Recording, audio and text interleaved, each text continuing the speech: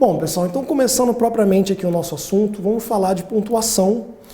Lembrando, né, que a gente tem uma série de regras de pontuação e você depende de um certo conhecimento de sintaxe. Então a gente vai usar aqui uma nomenclatura, vai falar de sujeito, vai falar de complemento, de objeto, de aposto, de predicativo, de oração subordinada, oração coordenada.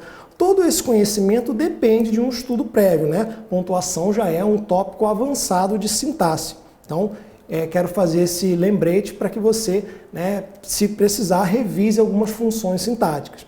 Mas vamos começar aqui então, ó, por princípios gerais. Eu tenho aqui uma foto do nosso querido mestre Oda e uma frase que diz o seguinte, ó: Skywalker, hora de dormir agora é.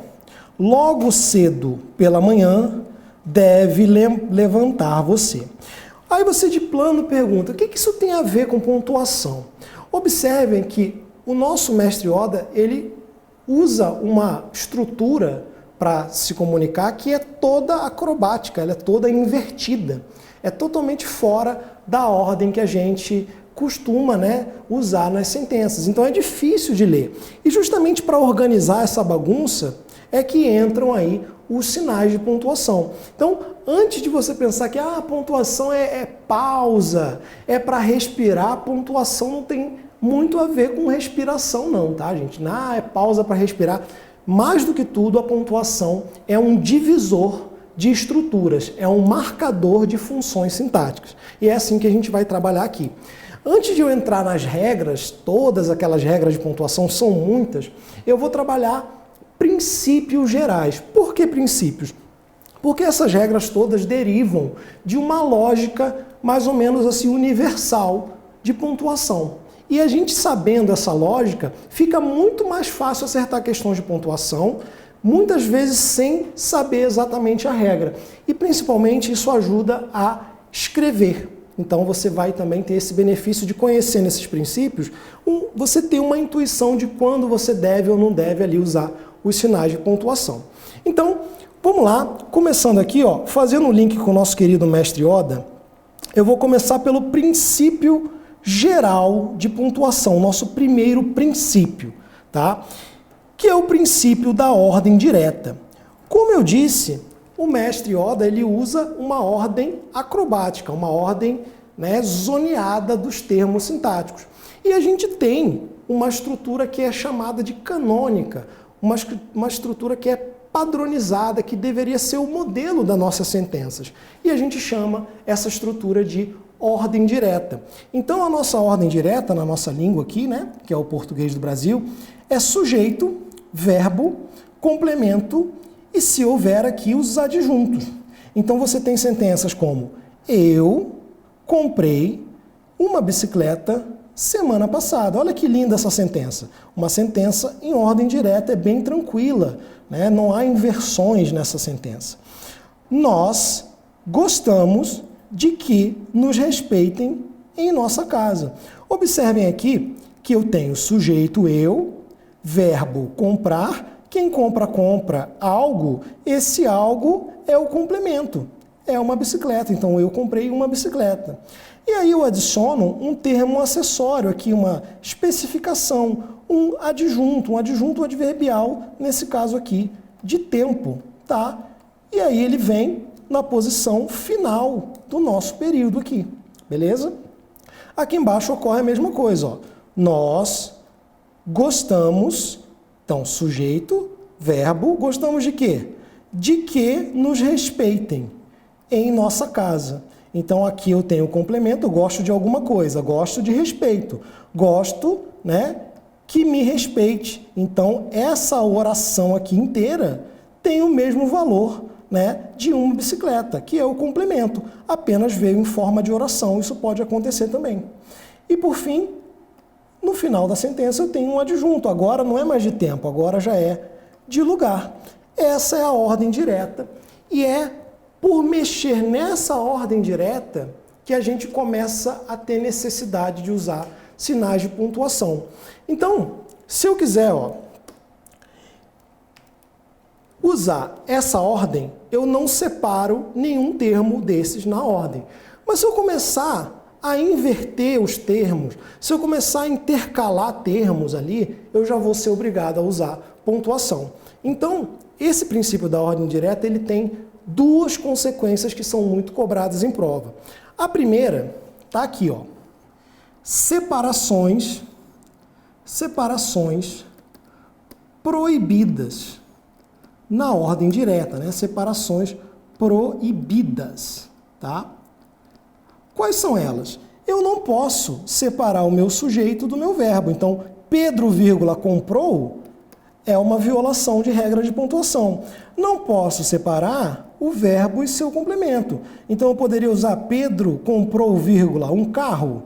De jeito nenhum. Isso aqui violaria a regra de pontuação. E também, eu não posso separar um nome nem do seu complemento, nem do seu adjunto. Por exemplo, eu não posso escrever isso aqui, ó, medo de rato. Eu tenho medo de rato. Esse é o nome e esse aqui é o seu complemento, né? O seu complemento nominal. Eu nunca poderia colocar uma vírgula aqui, tá? Também é proibido. E também não posso separar o nome do seu adjunto. Por exemplo, eu tenho aqui, ó, um copo de vinho, tá? Esse aqui é o nome e esse aqui é o seu adjunto adnominal. Eu não posso separar também, ó, copo, de vinho. Copo de, vinho. Essas vírgulas causariam um erro chamado de erro de fatiamento, né? Eu chamo de erro de fatiamento, que é você pegar um termo inteiro que tem que ser lido como uma unidade e fatiar sem sentido, como ocorre aqui, beleza? Então essa é a primeira decorrência da ordem direta. A segunda decorrência é essa aqui. Se eu quiser colocar termos entre o sujeito e o verbo, entre o verbo e o complemento e assim por diante, eu terei que usar pares de vírgula ou de pontuação equivalente para que eu consiga fazer uma intercalação aqui, ó, um isolamento desses termos. Então, eu vou pegar como exemplo a própria frase, ó. Pedro comprou um carro para trabalhar. Eu não posso separar com uma vírgula isso aqui, a gente já viu. Mas eu posso colocar aqui dentro algum termo intercalado. E ele vai vir marcado aqui entre vírgulas como se fosse uma cápsula, né? Justamente para mostrar que a ordem de leitura, o fluxo sintático continua sendo Pedro comprou um carro para trabalhar. Então vamos fazer o teste aqui, ó. Pedro, sem pensar muito, eu adicionei uma intercalação, né? Comprou a prazo e sem poder pagar, ó. Adicionei aqui uma locução e uma oração. Comprou um carro. Aí eu boto outra vírgula, um carro que mais parecia uma nave. Então eu tenho aqui, ó, já uma oração também intercalada. Comprou um carro para trabalhar. Aí, depois do para trabalhar, eu ainda adiciono, ó, ontem à noite, que louco. Toda essa estrutura aqui só foi possível porque ela foi muito bem dividida com os sinais de pontuação. Então, você usa aqui, ó, os pares de vírgula ou de pontuação equivalente para manter o fluxo sintático organizado, dividir a sua leitura. Beleza? Então, são as decorrências do nosso primeiro princípio. A gente tem agora o segundo princípio. Lembrando que esses princípios são para ficar, né, mais palatável o conjunto de regras específicas que a gente vai ver depois. O segundo princípio diz o seguinte: quando você tem termos explicativos, explicações em sentido amplo, termos que indicam um esclarecimento, eles vêm marcados também entre vírgulas. Aí você vai perceber que essas explicações em sentido amplo, eu estou falando aqui esclarecimento em sentido amplo, porque cada termo desse pode ter uma função diferente. Esses termos explicativos vêm normalmente marcados entre vírgulas também. Então vamos lá. São Paulo, estado brasileiro mais rico, não é a capital da federação. Concorda comigo que esse termo é um esclarecimento, um desenvolvimento do sentido de São Paulo? Eu estou aqui adicionando, né, São Paulo, explicando que é o estado brasileiro mais rico. Então, esse termo aqui vem marcado por pontuação. A candidata, isto é, Maria, foi eleita, ou melhor, reeleita. Observem que aqui eu também vou intercalando termos que explicam melhor o que eu acabei de dizer. A candidata, explicando quem é a candidata, Maria. Foi eleita. Não, não foi eleita. Vou explicar melhor. Foi reeleita. Essas palavrinhas, essas expressões aqui são marcadas por pontuação. Seu dinheiro, que nunca era pouco, né, que não era pouco, foi consumido pelo vício. Então, o meu fluxo seria, ó, seu dinheiro foi consumido pelo vício, né, sujeito, verbo e depois o agente da passiva. Mas eu coloquei aqui no meio um termo explicativo. Depois, num segundo nível, você vai aprender o nome de cada coisinha dessa. Aí você vai aprender, isso aqui é um aposto explicativo. Isso é uma locução explicativa.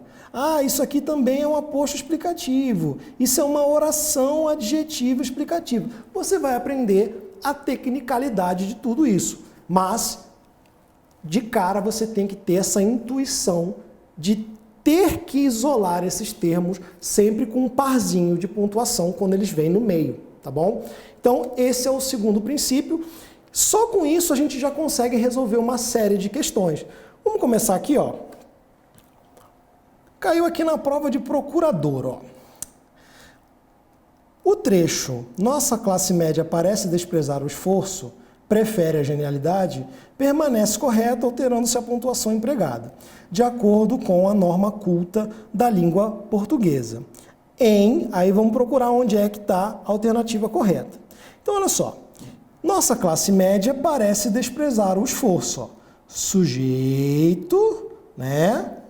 Ó, aqui eu tenho uma locução que equivale a um verbo, né? Sujeito, verbo, complemento. Desprezar o quê? Desprezar o esforço. Sujeito, verbo, complemento. Está em ordem direta, por isso eu não uso vírgula nenhuma. Aí aqui, ó, por uma questão de organização e divisão sintática, eu vou lá e separo a próxima oração. Nossa classe média, que está implícito aqui, prefere a genialidade. Então essa alternativa está perfeita, tá? Bem tranquila. Seria fácil de perceber que as outras estão erradas porque elas violam as proibições básicas. Ó, nossa classe média parece desprezar. Separou o sujeito do verbo com pontuação. Nossa classe média, vírgula, parece desprezar. Mesmo erro. Nossa classe média, travessão, parece desprezar. Então, em todas essas, eu separei o sujeito do verbo. E isso não pode acontecer, beleza? Mesmo quando o sujeito está invertido, por exemplo, ó, ocorreram acidentes, mesmo que o sujeito venha invertido, esse é o sujeito, eu também não posso separar, tá bom? Então, questão básica aí, gabarito aí, letra A, e a gente avança para a próxima. Ó. Olha como é que isso aqui cai, né? Cai sempre dessa maneira. A banca vai perguntar, né, sobre essa expressão aqui. Assinale a alternativa em que é a reescritura da frase. A internet, vírgula, com sua incrível capacidade de conectar pessoas, abriu novos veios de ineficiências a eliminar. Essa frase permanece coerente com as ideias do texto e correta quanto à pontuação, de acordo com a norma padrão da língua, na alternativa qual? Antes de a gente partir, ó, vamos até entender a pontuação que ocorreu aqui. Ó. A internet é o sujeito. A internet abriu, é o verbo. Abriu o quê? Novos veios de ineficiências a eliminar. Sujeito, verbo, complemento. O que eu fiz aqui foi só no meio do caminho introduzir um termo intercalado. Então, ele veio marcado por duas vírgulas para organizar que o fluxo é a internet abriu novos veios, beleza? Como a gente acabou de ver. Ó, com sua incrível capacidade de conectar pessoas, a internet abriu novos veios de ineficiência a eliminar. Eu mantive aqui a minha ordem direta sem pontuação. E a primeira pontuação, Felipe, veio por que justificativa? Eu peguei esse termo que vinha no final e desloquei. Eu inverti o termo, eu botei no começo, então ele vai ter vírgula, é a regra que a gente vai ver, tá? Então a letra A está correta. Mas o que me interessa aqui é ver o problema das outras, ó. A internet, vírgula, abriu novos veios. Eu separei aqui, ó, o meu sujeito do meu verbo. Eu não posso fazer isso. A internet abriu novos veios. Eu separei o verbo do meu complemento. Eu não posso fazer isso, tá? A internet abriu novos veios. Eu separei o nome do seu adjunto, tá? Novos, né? Veios. Na verdade é o contrário, né? Aqui que é o adjunto. Novos, o adjunto do seu nome que está aqui, né? Está invertido. Então, não posso separar também. E por último, a internet abriu novos veios de ineficiências. Eu tenho aqui, ó, o nome e uma locução que também serve ali de adjunto. Eu não posso fazer essas separações. E isso aqui tudo decorre do nosso primeiro princípio, beleza? Então, gabarito, letra A. Vamos para a próxima aqui, ó. Um segundinho aí para vocês darem uma lida. A colocação de uma vírgula após a forma verbal mostram prejudicaria a correção gramatical do texto. Olha só. Estudos mostram que o açúcar, por alterar alguns tecidos humanos durante a fase de crescimento, pode ser o responsável por problemas que vão de miopia e acne até o câncer. Então, sujeito, estudos, verbo, mostram. O que está faltando nessa ordem direta aqui? O complemento, né? Estudos mostram algo, mostram tudo isso aqui que veio entre colchetes. Então, mostram isto. Mudou alguma coisa do nosso princípio básico? Não. A única coisa que está acontecendo aqui é que o complemento de mostram veio em forma oracional. Mas isso me permite separar com vírgula? Não. Então, quando a banca diz que eu vou colocar uma vírgula aqui, ó, entre o verbo e o seu complemento, e isso vai prejudicar a correção, tá certo, tá? Então, realmente vai prejudicar. Aí eu vou aproveitar esse slide, por isso a gente chama de princípio, né? Existe sim um caso em que você pode usar a vírgula separando o complemento, sim. É esse caso, olha só. A notinha aqui para vocês. Separa-se com vírgula o objeto direto pleonástico, né? Para quem não lembra, pleonástico é aquela coisa que é repetida, né? Repetida por razão enfática. Então é o objeto direto repetido. Vejam só. Os meninos já os levei para a escola. Aí sim, eu repito o meu objeto na forma de pronome aqui, ó. Ó, levei os meninos, não é isso? Então, esse objeto pleonástico eu marco com vírgula. Títulos relevantes, não ganhei nenhum deles, ó. Não ganhei nenhum deles, não ganhei nenhum título relevante. Está repetido aqui. Então, esse objeto pleonástico é sim marcado com vírgula, mas essa é uma regra muito específica. De modo geral, você não separa o objeto do seu verbo, tranquilo? Nem que ele venha, né, depois, tá bom? Nem antes. Bom, mais uma. A correção gramatical e os sentidos do texto seriam preservados se fosse isolado por vírgulas o termo agente. Olha só. Agente paulista, fossem índios, brancos ou mamelucos, não se comunicava em português. Então, sujeito, aqui é o verbo, né? Não se comunicava em português, é o complemento. Aí você vai ter a sugestão da banca de colocar aqui, ó, uma vírgula, para que você tivesse agente. Aí o que aconteceria? Eu estaria separando o meu nome, que é gente, do seu adjunto, né, da sua qualidade aqui, gente paulista. Eu não posso separar. É o mesmo caso lá de copo, vírgula, de vinho, tá? É a mesma coisa que copo, vírgula, bonito, né? Copo cheio. Eu não posso colocar essa vírgula que eu vou estar fatiando um termo que é para ser visto como uma unidade, tá bom? Então, errada essa questão aqui. Bem, e com isso a gente tem essa visão geral dos princípios de pontuação. Lembrando que isso é introdutório. A gente vai, a partir de agora, ver realmente o nome das regras com referência clara às funções sintáticas.